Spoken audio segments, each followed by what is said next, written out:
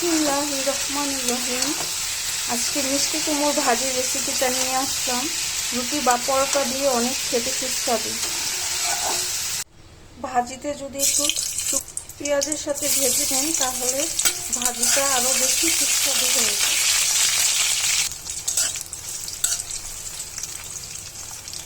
মিষ্টি কুমড়োগুলো দিয়ে দিলাম।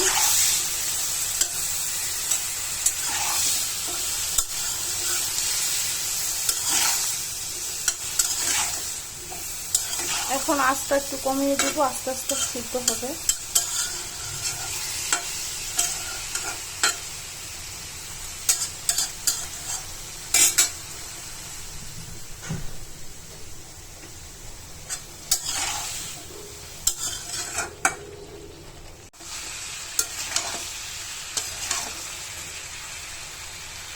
ভাজিটা সিদ্ধ এখনো হয়নি, আরেকটু হবে।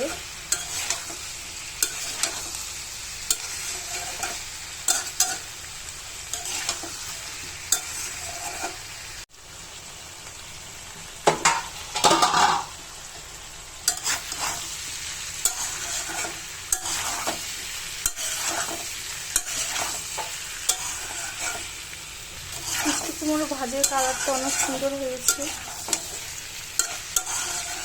এখন আবার একটু ঢেকে দেবো, আর একটু ভালোভাবে সিদ্ধ হবে।